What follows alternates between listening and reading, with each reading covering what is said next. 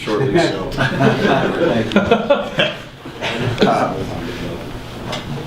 Just wrapping things up. Got out of the game fairly healthy. We've got a week to prepare, obviously, really ourselves prior to getting into game plan with University of North Dakota.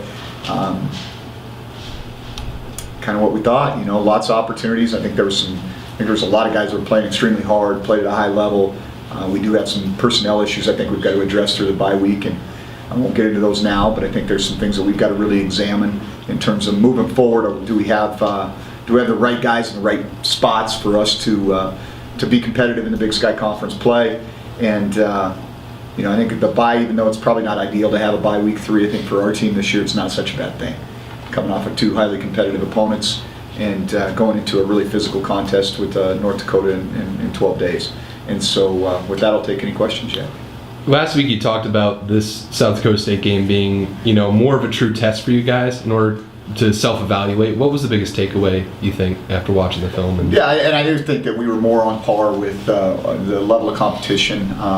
You can see some of the elite players that they have, their quarterback and their tight end in particular. I think that their big interior defensive lineman going out, number 94, early in the game was actually kind of a benefit for us. He created some problems for us early, but I thought we played well. We got into it, we dug ourselves a hole. Did not have a good plan for dealing with 86. So much of what we were concerned about was 19. And so rolling coverage to him, they did a nice job of having a plan to attack us.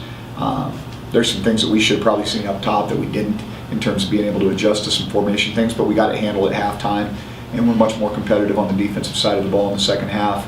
And I think that's kind of who we're going to be. I don't think we have a ton of elite players on that side of the ball right now. I think we've got some young guys that could be elite players down the road, and I think we've got Mac, who's a very, very good player. And so we've got to play very sound. We've got to be have great eyes, and we've got to be sure tacklers. And I don't think we tackled well in the second half, or in the first half in particular. And so defensively, I think we kind of know who we are, what our identity is. On the offensive side of the ball, we're struggling right now to run the ball. Those interior spots are. That's showing up big time for us in some critical situations. But I think that even though it might not be like, if you were to ask me who do I want to be in a perfect world, getting 21 personnel and pound people and take their souls and have fun doing that. But that's probably not who we are right now. And I think good coaches have to have the ability to adjust to their personnel. And I think we've got an exceptional player as our quarterback. And he proved that he's got the ability to move the ball, make good decisions with the ball through the air. Like to see us be a little bit more efficient in terms of our completion percentage, but I certainly think it's going to be interesting to see how teams choose to defend us, because he can do some things with his feet. I think Edward Mander flashed again at times. Troy had a little bit of an AC sprain. It's his first time having to think about maybe taking a little time to figure out how to respond to that, and he didn't get as many carries, as many touches, but this bye week will be good for him. He'll get back 100% healthy and be able to go. And obviously, I kind of felt like the most improved group on our team was the wide receiver group, and we really didn't get an opportunity to see that against Washington State with our difficulty in protecting Chris. But I think that showed up, with Mitch's kind of resurgence and the commitment that he made in the offseason, and having a guy like Jabari and Kevin's ability to do some things for us. And then I think you also throw in a guy like Connor Sullivan at tight end, who didn't get a lot of touches, but is a guy that can be a problem for people as well. Can you talk a little bit more about Chris? Did maybe he surprise you with that performance? No, I think you guys have probably seen it all fall camp. I wasn't surprised. I knew that if we could get him on the edge and he had time, that he was going to be able to throw the ball really well. I think our matchups were good too. I don't think their corners could cover our guys, and they played a lot of off coverage. He threw the ball in rhythm, and we took what was available to us. And then when they wanted to get a little bit more aggressive, we were able to take advantage of that, whether it was through max protection or flood routes, and get guys open. Did you make any adjustments in pass protection in the second half that gave him more time? We moved the pocket more. At what point does the kicking game become an issue? What was an issue on Saturday night, John? It's a concern right now. Yeah, it's a concern right now. Everybody competes for their job every week, and we felt like we had a good situation going into the year. And I know those guys are streaky. It's one of those things. I've been around places where you have a guy that make 12 or 13 in a row, and then he'll go in a funk and can't quite get his swing down. And we're hoping that's not the case. But those guys will compete. And everybody's job. The bottom line is performance. And if you perform, you're fine. And if you don't, then you're going to have to fight for your job. And so I know we have a good situation because I have a lot of confidence in Gabe as well. And so we'll just kind of see how that plays out over the next week and a half here. Will you kind of open that competition back up then during the bye week here? Yeah, that's just kind of what I said right there. When you were recruiting Jabari, I guess what were some of the first impressions you had, and what stood out to you? Well, the biggest thing was just kind of kid he was. I mean, we want to be really cautious about it. Junior college transfers can be just hit and miss. And we looked at him, and it was like, this guy's over a 3.0. He was a qualifier out of high school. For whatever reason, went to Sac State, didn't work out. It was nothing off the field. He just didn't feel like it was the right fit for him at the time. They went through a coaching change. Went to American River, who's kind of an option team. Didn't get to catch a lot of balls, so really probably didn't have the kind of numbers that you're going to look at and go, why is this guy not being recruited more? And I kind of thought the same thing. And then he showed up here, and you're kind of like, okay, I'm glad he's with us. I think he's been a major addition to our room. Mitch Mack on defense. What have you seen from him the last couple of years that you've been here that allows him to be really all over the field and run to the ball and be able to knock a guy like Dallas Goddard out of a game? He only does one speed. I mean, I think a lot of it, it's like he was talking about the screenplay, and it's like I had to see it a couple of times. Well, sometimes the great ones just kind of know, and there's not you can ask them questions about it, but they'll just, Coach, I just knew it was coming. But the difference between a lot of guys and Mac, they might know it's coming. Mac responds with the appropriate amount of urgency, and he's, like I said, he only knows one speed. You gain any more clarity in terms of just overall roster composition? I know you had a couple of the guys you're keeping warm. Any decisions that have been made there? Yeah, those are going to be some tough calls, Coulter. I mean, it's going to be interesting because I feel like we're going to need all those guys. I do. I mean, I think we're sitting here going week one really of conference play, and right now we're saying, okay, to travel 60, we're talking about 62 guys. Well, usually you're talking, if it's a mature program and everything's where you want it, you're probably going, there's going to be some really tough decisions. So you're thinking about, you got about 68 guys you want to take, and you got to cut 8 guys down. Here we're talking about 2 guys that really are hard decisions for us right now. And what's going to happen is there's going to be guys that are going to get nicked up from week to week, and hopefully it's nothing that's long term, but you're going to need to pull guys up here and there, and I think we got to start doing it now. And so I think you'll probably see more freshmen play as this next week and as we go through the season.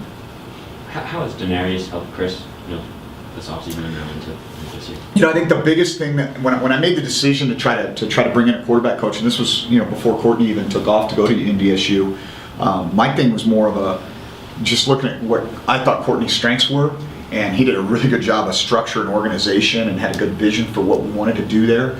But even though he'd coached quarterbacks, that wasn't his sole focus. And I just felt like in Chris's situation in particular, he hadn't been coached at an elite level as a quarterback when he was in high school. And so for him to be able to have somebody that could come in and just focus on him and his maturation on and off the field, his development as a leader, his development in terms of his mechanics.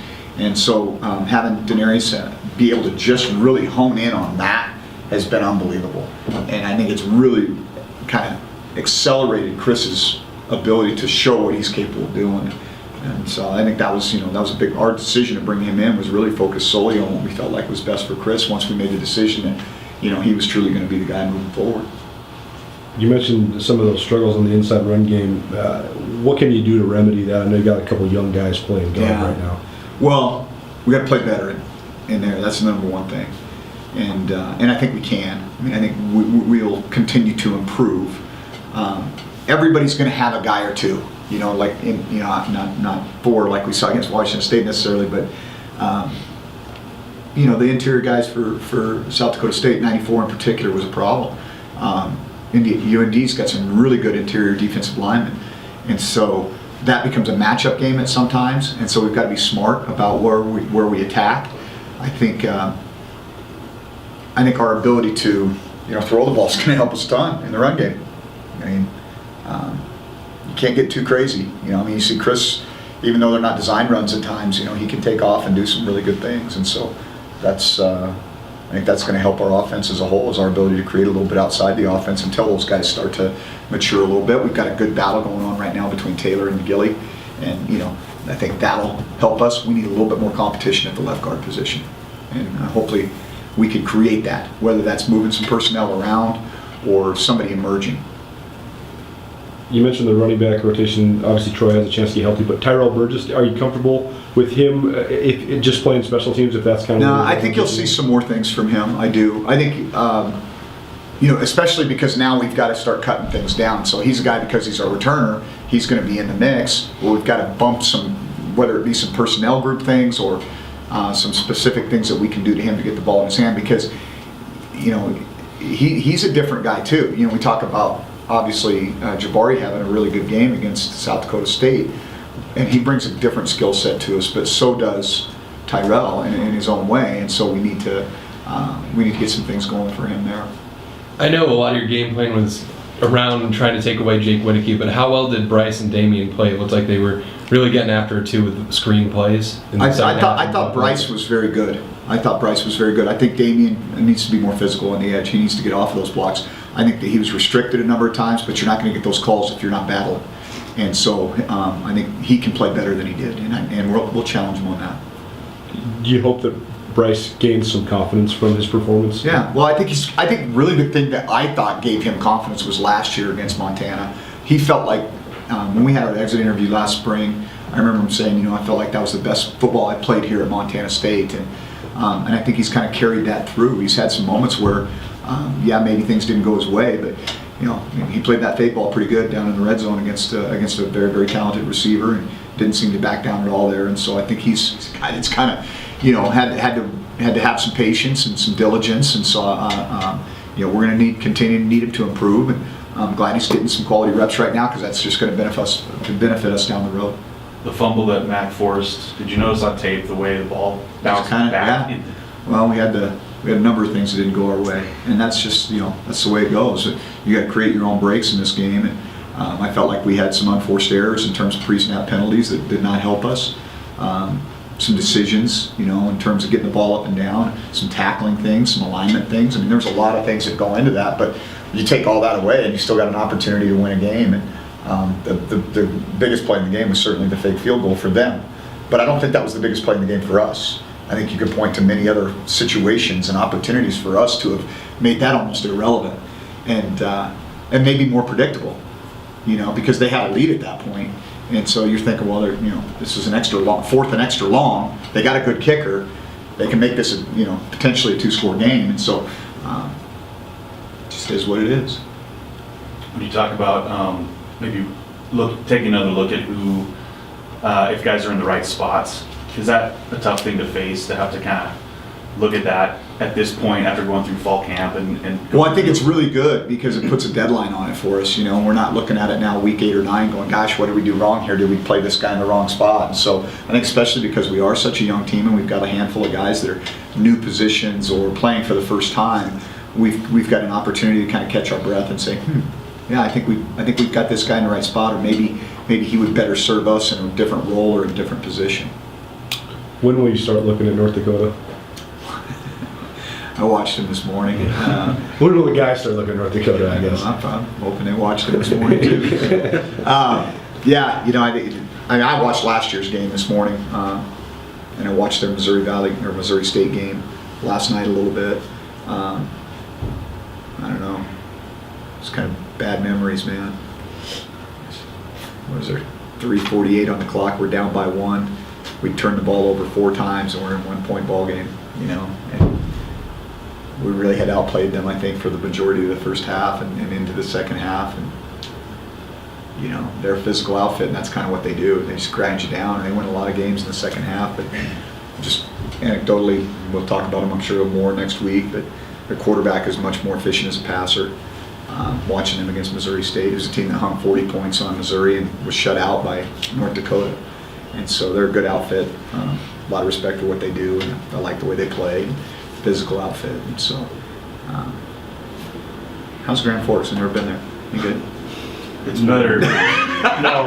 No. I was going to say it's better now than in January. That's true. Yeah. So we're hitting it at the right time. No. Is South Dakota State, or I should say, is North Dakota, do they show the same maturity as South Dakota State, do you think? Well, you got to look. I mean, they got running backs, the big old line, the veteran quarterback, fourth year in the program. They've kind of built that thing the right way. One of the things that I think is interesting, and I'm probably on my soapbox here a little bit, is when you look at programs like South Dakota State and North Dakota, their emergence has come hand in hand with investment in football. I mean, look at what they built at South Dakota State. Look at what they've done at North Dakota. They've gone to full cost of attendance for their athletes. Brand new indoor at North Dakota, new football operations building. South Dakota State has basically done the whole thing, the stadium, the operations building, and their commitment to full cost of attendance for football and basketball. So I think there's no mystery why some of these programs kind of take these jumps. You know, if it's important, you invest in it, and so it's kind of, I just can kind of pay attention to those things from time to time. Do you use that when you're lobbying for similar sorts of investments? I'm not lobbying for anything. I think we'll make the same investment. I think all you got to do is go to that game on Saturday night, and you know that football's important at Montana State. And what a phenomenal atmosphere. I mean, I told our guys flat out, hey, it's going to be louder. It's going to be a better game day atmosphere than it is going to be. I just was flipping through where my buddies coach, last night, looking at their scores, and on the ESPN on the deal, we'll get the attendance too, right? Well, our attendance was better than half the guys I was looking at, that were playing it. Whether some of them even at Power 5 places were playing in front of crowds that were 18,000, 19,000 because they were playing an opponent that nobody was interested in seeing. And so not only do we have this phenomenal fan base and this great atmosphere, I think that helps us a ton in recruiting, but it was pretty fun to play in. Right.